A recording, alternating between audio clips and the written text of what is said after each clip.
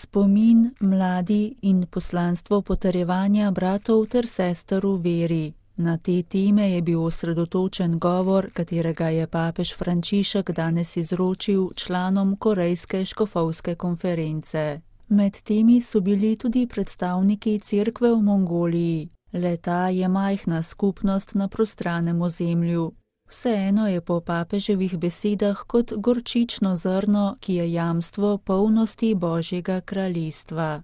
Sveti oče je nato spomnil na svoj nedavni obisk v Koreji in osvetlil 3 vidike le-tega, povezane s škofovskim poslanstvom v službi Božjega ljudstva in družbe. Prvi vidik je spomin.